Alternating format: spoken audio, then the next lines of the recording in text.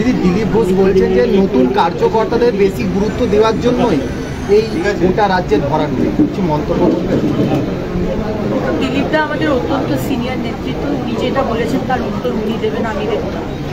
কিন্তু আমাদের এই বিধানসভায়, আমাদের এই লোকসভায় মেদিনীপুরে আমি 6,74,000 ভোট পেয়েছি।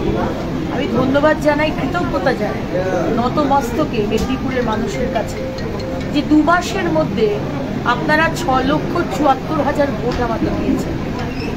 আজকে বিভিন্ন জায়গায় কিছু কিছু প্রার্থী জিতেছে 5,74,000 ভোটে, আর আমি 6,74,000 ভোট পেয়ে আমি পরাজিত হলাম, তাও সামান্য মার্জিনে।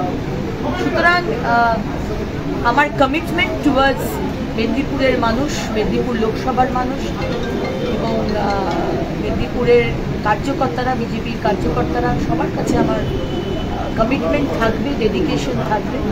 এবং অনেক বড় বড় প্ল্যান করেছিলাম, একটা হাসপাতাল, অন্তত এইমস বানানো হবে, একটা ইন্ডাস্ট্রি, কোনো একটা ইন্ডাস্ট্রি আনবো। আমি তো অনেক কিছুই হারালাম, কিন্তু মেদিনীপুরের মানুষ কিন্তু একজন ভালো সাংসদকে হারালাম।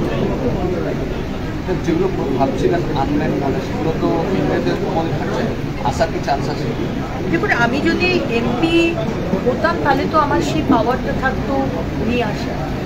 আমি এখন এমএলএ হিসেবে সাংসদের কাজটা তো আপনি জানেন সেটা করা যায় না। পার্লামেন্টে গিয়ে আজকে আমাদের কেন্দ্র সরকার রয়েছে, তাদের কাছ থেকে কাজটাকে নিয়ে আসাটা যতটা সুবিধা হবে, সেটা তো এমএলএ হয়তো সেটা হবে না।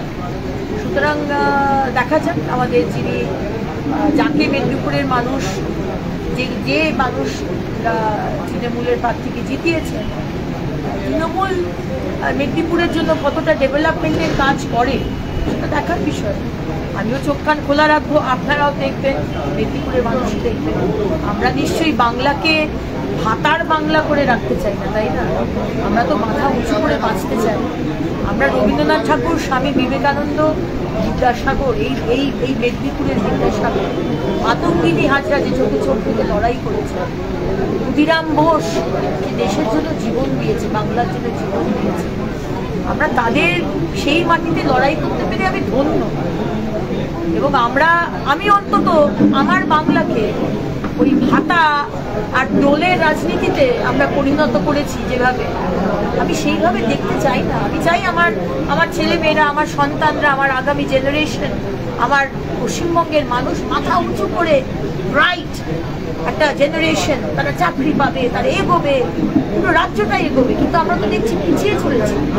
আজকে বাংলার মানুষ, বাংলার মায়েরা কিন্তু শুধু ওই ভাতা নিয়েই খুশি আর থাকবে। দেখবো আগামী 5 বছর কি হয়। আপনি কি মেদিনীপুরে থাকছেন না? আমি মেদিনীপুরে এখন নেক্সট 2 মাস থাকবো। আমি আমার কার্যকর্তাদের পাশে রয়েছি। আমি বলেছি আপনাদের 2021-ও আসানসোল দক্ষিণের মানুষকে ছাড়িনি, আর 2024-ও মেদিনীপুরের মানুষকে ছাড়বো না। প্রত্যেকটা কার্যকর্তার পাশে আছি। 24 ঘন্টা আমার ফোন খোলা, 24 ঘন্টা আমি ফোন অ্যাটেন্ড করছি। সুতরাং আমার কার্যকর্তাদের কাছে আমার অনুরোধ, দিদিভাইয়ের নাম্বার সবার কাছে আছে, দিদিভাইকে ফোন করবে, জানাবে। সবসময় তো কখনো মনে করবে না যে তোমরা, অনেকে এসে কাঁদছে, বলছি দিদি আমরা অভিভাবকহীন হয়ে গেলাম। আমি বলবো কাঁদার জায়গা নেই, কারণ লড়াই কিন্তু এখন বড় লড়াই সামনে। 26-এ মোদী সরকার, বিজেপি সরকার, সুশাসনের সরকার আনতেই হবে পশ্চিমবঙ্গকে। কারণ